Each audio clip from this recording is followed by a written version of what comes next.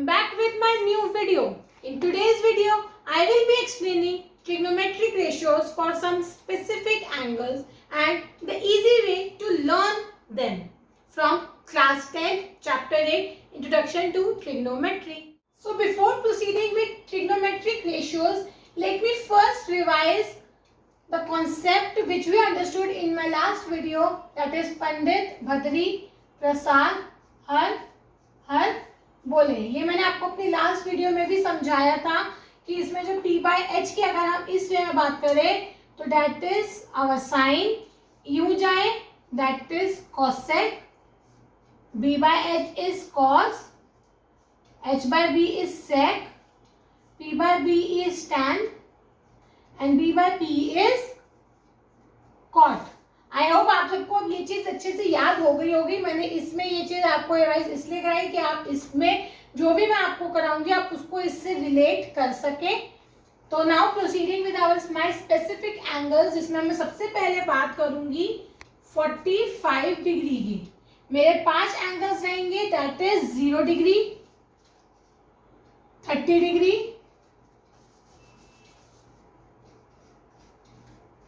45 degree, 60 degree and 90 degree. मैं इन 5 angles की, इन 5 specific angles की आज बात करूंगी और इन सब के लिए मैं पहले अपना साइन निकालूंगी और फिर एक टेबल के फॉर्म में आपको बाकी सारे रेशियोज निकालना बताऊंगी, ताकि आपको वो पूरी टेबल ना याद करनी पड़े, आपको सिर्फ साइन के रेशियोज याद करें और आप बाकी टेबल अपने आप क्वेश्चंस करते हुए बना सके। तो now proceeding with my first degree, that is 45 degree. 45 degree के लिए हमारा जो राइट एंगल ट्रायंगल होगा, the one angle will be automatically ये 90 डिग्री होगा ही होगा। सिर्फ जब मैं इसमें एंगल सम प्रॉपर्टी लगाऊंगी तो मेरे बाकी दोनों एंगल्स का सम 90 डिग्री आना चाहिए। 90 डिग्री आने के लिए, और ये दोनों एंगल्स मेरे इक्वल हैं क्योंकि ये दोनों साइड्स को मैं इक्वल बता रही हूँ। तो ये आ गया मेरा 45 और ये भी मेरा आ गया 45। ट्रायंगल मैंने नाम दिया ए बी सी, राइट। मैं क्या कह रही हूँ, मेरा ए बी जो है वो बी सी के इक्वल है और उनको मैं ले रही हूँ सपोज ए, इनको मैंने लिया ए। तो अब मुझे कोई भी रेशियो निकालने के लिए मुझे तीनों साइड्स का पता होना जरूरी है। मेरे पास 2 साइड्स है ए बी और बी सी, मैं ए सी निकालूंगी। ए सी निकालने के लिए मैं क्या करूंगी, मैं पाइथागोरस थ्योरम यूज करूंगी, जो मैंने इस क्लास में आपको ट्रायंगल्स वाले चैप्टर में भी एक्सप्लेन किया था, पाइथागोरस थ्योरम, जिसमें क्या कहते हैं कि एक राइट एंगल ट्रायंगल में हाइपोटेन्यूज का स्क्वायर जो है वो उसके परपेंडिकुलर के स्क्वायर के प्लस बेस के स्क्वायर के सम के इक्वल होता है। तो मुझे ए सी निकालना है।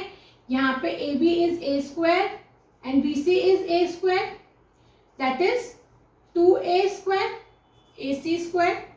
अब मुझे क्या निकालना है, मुझे यहाँ पे इनका स्क्वायर रूट निकालना है। ए सी का स्क्वायर रूट निकल आएंगे तो ए सी आ जाएगा, और 2a स्क्वायर का जब मैं स्क्वायर रूट करूंगी तो a स्क्वायर के लिए a आएगा, 2 का square root is square root 2। तो मेरा ए सी आ गया a रूट 2। अब मैंने आपको क्या कहा था कि मैं सिर्फ साइन निकालूंगी, साइन का रेशियो निकालूंगी डिग्रीज पे, और बाकी मैं आपको टेबल में एक्सप्लेन करूंगी। तो मैं क्या निकालूंगी, साइन 45 डिग्री आइदर विद ए और विद सी, कोई भी, दोनों ही एंगल्स क्योंकि सेम है। तो मतलब मैंने सपोज बात की ए एंगल की, साइन ए की 45 डिग्री। अच्छा, अब साइन क्या होता है, पी बाय एच। पी मेरी क्या थी, ऑपोजिट, याद होगा आपको, opposite side upon hypotenuse. Opposite मेरी साइन की ए की अगर मैं यहाँ बात करूं तो इसकी ऑपोजिट कौन सी है, B C upon hypotenuse is A C, B C is A C is A root 2, A से ए कट गया, आपको मिल गया 1 अपॉन में रूट 2। मतलब आप कह सकते हैं कि जो साइन 45 होगा वो होगा 1 upon root 2। Is that clear. अब इस साइन को यूज करके आप cos, tan, cosec, sec, cot सब निकाल सकते हैं। तो वो जब हम लास्ट में टेबल करेंगे उस टेबल में मैं आपको सारी चीजें बताऊंगी ताकि आप वो टेबल आराम से कभी भी बना सकें। Proceeding with next specific angle, that is 30 degree and 60 degree. मैं इन दोनों के साइन को साइमल्टेनियसली एक ही पार्ट में निकालना बताऊंगी। उसके लिए मैंने सबसे पहले क्या लिया, मैंने एक इक्विलेटरल ट्रायंगल लिया, triangle A B C. Since it is an equilateral triangle तो इसकी तीनों साइड्स इक्वल होंगे और तीनों एंगल्स भी इक्वल होंगे। तीनों एंगल्स अगर मैं निकालूं, सारे एंगल्स इक्वल हैं, सारे एंगल्स का सम कितना होगा 180 डिग्री। एंगल्स कितने हैं 3। इसको जब मैं ऐसे रिड्यूस करा मुझे एक एंगल का मेजरमेंट मिल गया 60 डिग्री। लेकिन हम ट्रिग्नोमेट्री की बात कर रहे हैं, इसमें हमें राइट एंगल तो चाहिए, तो हम उसके लिए हम क्या करेंगे, हम एक मीडियन ड्रॉ कर देंगे ए से to side B C, that is AD। अब हम क्या करेंगे, हमारा फोरमोस्ट स्टेप होगा in triangle ABD and triangle ACD। हम इनको क्या करेंगे, इनको कॉन्ग्रुएंट प्रूफ करेंगे। AB is equals to AC, that is sides of equilateral triangle. Angle ADB is equals to angle ADC is equals to 90 degree. क्यों, median altitude.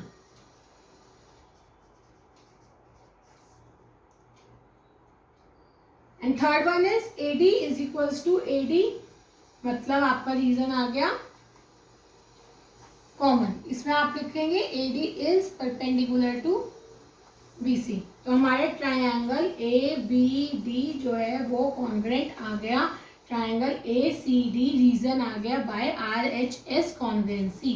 RHS congruency आपने अपनी 9th class में पढ़ी है, जिसमें क्या होता है, दो राइट एंगल ट्रायंगल तब कॉन्ग्रुएंट होते हैं जब, सिंस वो एक राइट एंगल है, राइट एंगल ट्रायंगल है तो दोनों का राइट एंगल्स होंगे, उनकी हाइपोटेन्यूज आपस में इक्वल होगा, कोई भी एक साइड जब इक्वल हो तो वो दो ट्रायंगल्स RHS कॉन्ग्रुएंसी के तहत एक दूसरे से कॉन्ग्रुएंट होते हैं। तो हमने दोनों ट्रायंगल्स को RHS कॉन्ग्रुएंसी से कॉन्ग्रुएंट किया। Now BD is equals to CD, reason आ गया बाय CPCT। CPCT मैंने आपको बताया, that is corresponding parts of congruent triangles. Secondly angle BAD is equals to angle CAD, reason वही आ गया CPCT। मतलब मैंने क्या बताया कि ये वाला एंगल इस वाले एंगल के इक्वल है, राइट, और BD CD के इक्वल है। मतलब ये जो AD है ये इस एंगल को भी 2 इक्वल पार्ट्स में कट कर दिया और BC को भी 2 इक्वल पार्ट्स में कट कर दिया। क्यों, क्योंकि मैंने इस एंगल को इस एंगल के इक्वल बताया और इस साइड को इस साइड के इक्वल मैंने बता दिया। Now let us take, let AB is equals to BC is equals to AC be 2A। मेरा ये इक्विलेटरल ट्रायंगल था तो मैंने तीनों साइड्स को 2A ले लिया। तो इसी हिसाब से मेरा BD क्या होगा, BD CD आपस में इक्वल है, BD CD क्या होगा, हाफ ऑफ BC, क्योंकि ये हाफ है, हाफ ऑफ 2A, 2 से 2 कट गया, BD मिल गया मेरे को A। तो अब मैं क्या करूंगी, मैं ट्रायंगल ABD में पाइथागोरस थ्योरम लगाऊंगी, जो क्या सेटिस्फाई करेगा, हाइपोटेन्यूज जो कि AB, हाइपोटेन्यूज का square is equals to AD का स्क्वायर प्लस AB का स्क्वायर।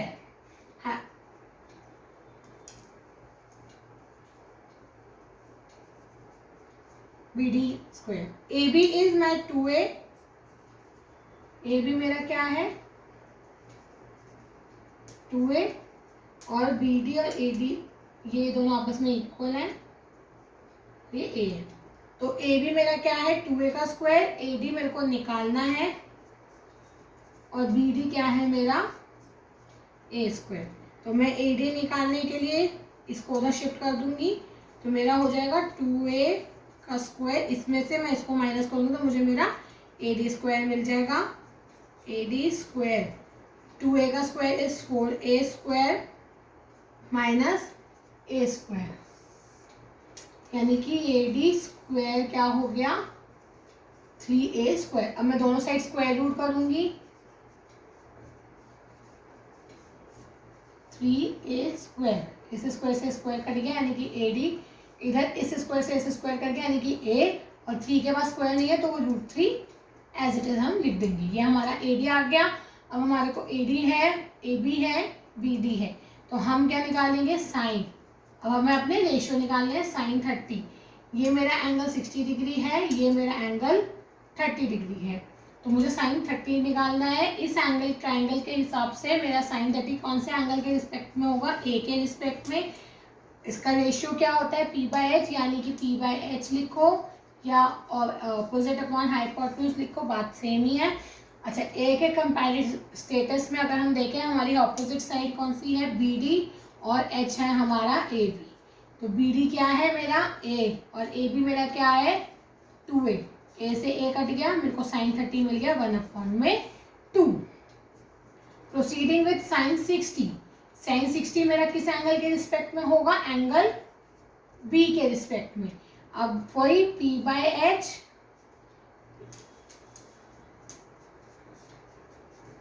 या ऑपोजिट अपॉन हाइपोटेन्यूज। B के रिस्पेक्ट में अगर मैं ऑपोजिट की बात करूं तो वो क्या होगा, AD, और H मेरा हो जाएगा AB। AD मैंने निकाला है A√3 और AB मैंने निकाला है, एड किया था 2A। A से A कट गया, साइन 60 आ गया मेरा √3/2। तो इसका मतलब मैंने अपने दोनों ट्रायंगल्स में रेशियो लगा के साइन 30 और साइन 60 की वैल्यू निकाली। अब मैं यहाँ पे अपने पास वो चीज़ नोट कर लूँगी, sine 30 is my 1/2 and sine 60 is √3/2। Now proceeding with the third set of angle, that is 90 degree and 0 degree। ये कैसे बनेगा, मतलब अगर एक एंगल होगा तो ये दोनों एंगल्स की कोई ना कोई मेजरमेंट तो होगी। ये राइट एंगल होगा, एग्रीड, लेकिन इनकी कुछ ऐसी मेजरमेंट तो होगी। ये 90 और 0 कैसे हो सकते हैं, ये क्वेश्चन आप सबके मन में आ रहा होगा। तो मैं इसी क्वेश्चन को आंसर कर रही हूं। देखिए कैसे, मैंने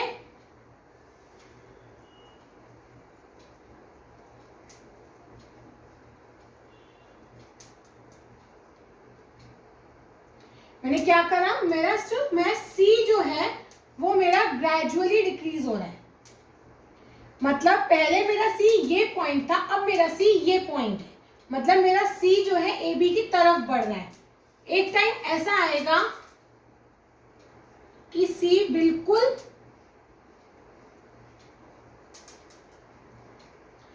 बिल्कुल पास में आ जाएगा।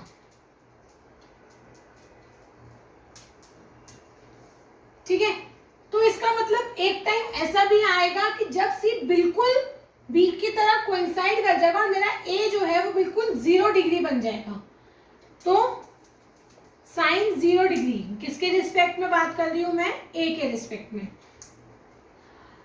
मतलब मेरा जो एंगल है A, यहाँ पे कुछ था, यहाँ और कम हुआ, यहाँ और कम, और धीरे धीरे बिल्कुल ही खत्म होता चला जाएगा। ऐसे ही होगा ना, बिल्कुल C और पास में आता जाएगा। तो A मेरा टाइम के साथ ये जैसे जैसे C मेरा बढ़ता जाएगा, मेरा A कम होता जाएगा। अब साइन 0 साइन है तो ऑपोजिट अपॉन हाइपोटेन्यूज, A के रिस्पेक्ट में opposite is my BC and hypotenuse is my AC। पहले BC कुछ थी, अब BC और कम हो गई, अब BC और कम, और एक टाइम आएगा BC बिल्कुल ही खत्म हो जाएगी। तो यानी कि BC मेरी 0 हो गई। AC की वैल्यू यहाँ पे भी जो थी, यहाँ भी वही है, यहाँ भी वही है, हर जगह AC की वैल्यू उतनी ही रहेगी। फॉर एग्जाम्पल अगर यहाँ 2 यूनिट्स थी तो यहाँ भी 2 यूनिट्स होगी, यहाँ भी 2 यूनिट्स होगी, यहाँ हर जगह AC की वैल्यू 2 यूनिट्स ही होगी। तो 0 को अगर मैं किसी भी और नंबर से डिवाइड करती हूँ तो मुझे मेरा आंसर 0 ही मिलता है। तो इन दैट केस साइन 0 जो है वो हो गया हमारा 0। Now proceeding with sine 90 degree. अच्छा, अब मेरा जो C है वो कम हो रहा है, तो इन शॉर्ट C का एंगल जो है बढ़ रहा है। पहले ये था, फिर ये हुआ, अब और बड़ा हो गया। तो एक टाइम ऐसा आएगा कि C जो है B से ओवरलैप कर जाएगा और स्ट्रेट लाइन बन जाएगी प्लेटफॉर्म से। तो C जो एंगल बन जाएगा वो बन जाएगा 90 डिग्री। तो अगर मैं साइन 90 की बात करूं तो ये किसके रिस्पेक्ट में होगा, C के रिस्पेक्ट में होगा। साइन के हिसाब से होगा तो ऑपोजिट अपॉन हाइपोटेन्यूज, क्योंकि साइन हमेशा ऑपोजिट अपॉन हाइपोटेन्यूज या P/H ही होता है। अब C क्या है मेरा, ये वाला एंगल, ये एंगल है ना C, इसके लिए ऑपोजिट क्या होगी AB और हाइपोटेन्यूज AC। जब C 90 डिग्री बन जाएगा तो AB और AC तो ओवरलैप करेंगी, तो अगर AB 1 होगी तो AC भी तो 1 होगी, अगर AB 2 होगी तो AC भी 2 होगी, तो यानी कि sin 90 मेरे को क्या मिल गया 1/1, यानी कि कोई भी upon that particular number itself, मतलब अगर ऊपर 2 होगा तो नीचे भी 2 होगा, ऊपर 1 होगा तो नीचे भी 1 होगा, दोनों, क्योंकि रीजन आ गया आपका AB जो है वो AC के इक्वल होगा, इसलिए ऑपोजिट डिवाइड करके आप सिमिलर को बना जाएगा। तो अब हमने क्या निकाला, हमने निकाला sine 0 degree is 0 and sine 90 degree is 1। अब हमने सारे साइन के एंगल्स निकाल लिए। अब इनको यूज करके हम अपने रिस्पेक्टिव सारे ratios, that is cos, sec, cosec, tan, cot, इन सारे रेशियोज को निकालेंगे और आपको सिर्फ साइन को याद करना है। एक बार आप इन सब चीजों को दोबारा से गो थ्रू कर लेंगे तो आपको ये साइन के रेशियोज याद हो जाएंगे, और एक बार आपको ये याद होगा तो आप इन सारों की टेबल आराम से बना पाएंगे। ना आपने ये सारे साइन के रेशियोज याद कर लिए, ठीक है, हमने इनको डेराइव भी कर लिया और आपने इनको एक बार आप याद करेंगे, 2 बार 3 बार पढ़ेंगे तो ये ऑटोमेटिकली आपको याद हो जाएंगे, दे आर वेरी इजी। अब हमें क्या करना है, इनको यूज करके हमें रेस्ट सारे रेशियोज निकालने हैं। तो मैं लिखूंगी sine 0 0, sine 30 is 1/2, sine 45 is 1/√2, sine 60 is √3/2 and sine 90 is 1। मैंने क्या किया, मैंने अपने सारे साइन के रेशियोज को यहाँ पे नोट डाउन कर लिया। अब मैं क्या करूंगी, मुझे कॉस निकालना है। कॉस निकालने का एक सबसे बेस्ट तरीका है कि मैं साइन को रिवर्स कर दूं, मींस साइन इस वे में मैंने लिखा, कॉस को इस डायरेक्शन में लिख दूं, साइन के इस डायरेक्शन में, कॉस को इस डायरेक्शन में, मतलब साइन 90 जो होगा वो मेरा कॉस 0 होगा, साइन 60 जो होगा वो मेरा कॉस 30 होगा, 45 दोनों का सेम होगा, 1/2 30 है साइन का तो वो कॉस का 60 होगा, और साइन 0 इज कॉस 90। तो मतलब हमें साइन का कॉस जो है वो उनका कंप्लीटली रिवर्स हो गया, ठीक है। Now proceeding with my sign,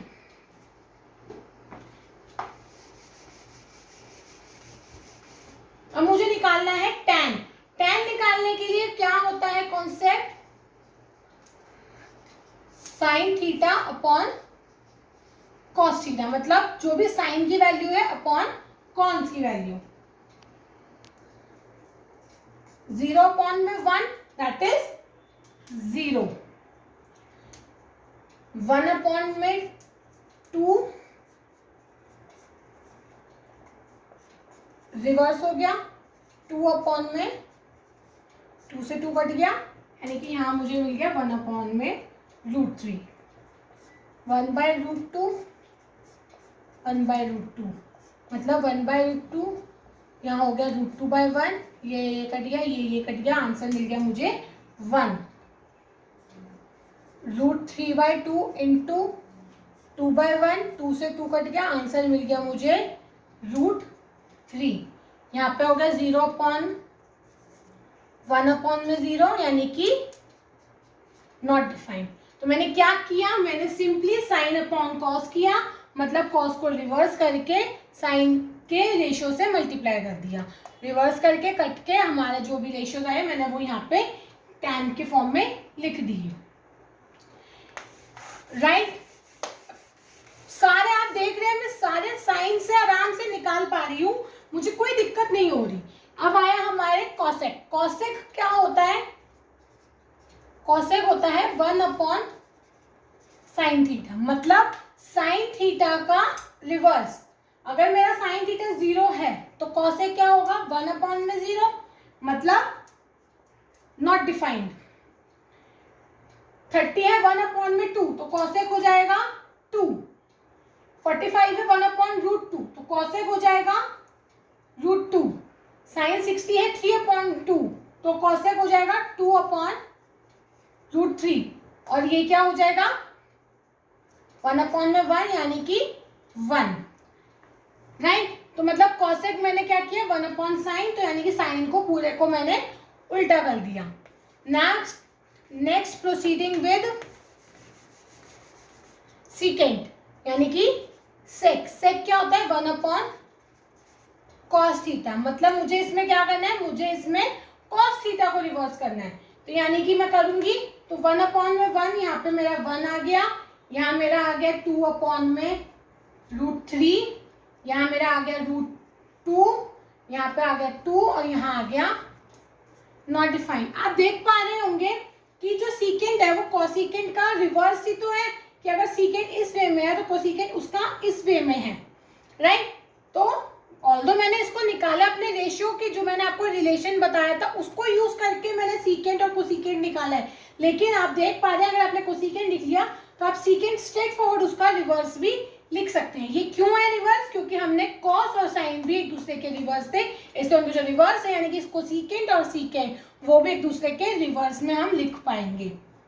next proceeding with cot theta. Cot theta होता है 1/tan थीटा, और कॉस थीटा अपॉन में साइन थीटा। तो कॉस थीटा अपॉन में साइन थीटा करने की बजाय आई सिंपली 1/tan, यानी कि मैं tan को रिवर्स कर दूं, तो यहाँ पे मेरा आ जाएगा नॉट डिफाइंड। क्यों, 0 का रिवर्स इज नॉट डिफाइंड। यहाँ पे मेरा आ जाएगा √3, यहाँ पे 1, यहाँ पे 1/√3, और यहाँ पे 0। मैंने क्या देखा, ऑल्दो मैंने 1/tan यानी कि tan का रिवर्स किया है कॉट में, लेकिन मैं और क्या देख पा रही हूँ कि अगर मेरा tan यूं था तो कॉट कंप्लीटली उसका रिवर्स आया, मतलब साइन कॉस आपस में रिवर्स, कोसिकेंट और सीकेंट आपस में रिवर्स, और कॉट और tan और कॉट जो है वो आपस में रिवर्स। तो इस हिसाब से आपने ये टेबल अपने आप बना ली।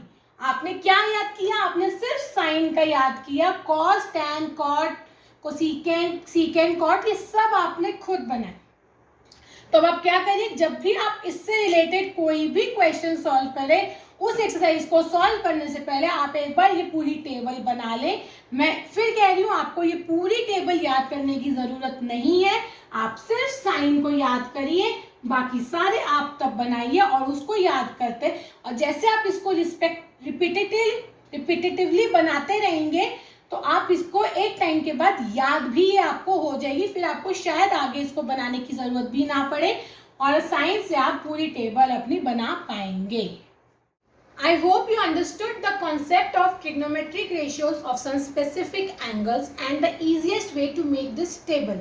So practice questions related to this concept and get back to me if any query arises. So keep studying, stay tuned, bye bye.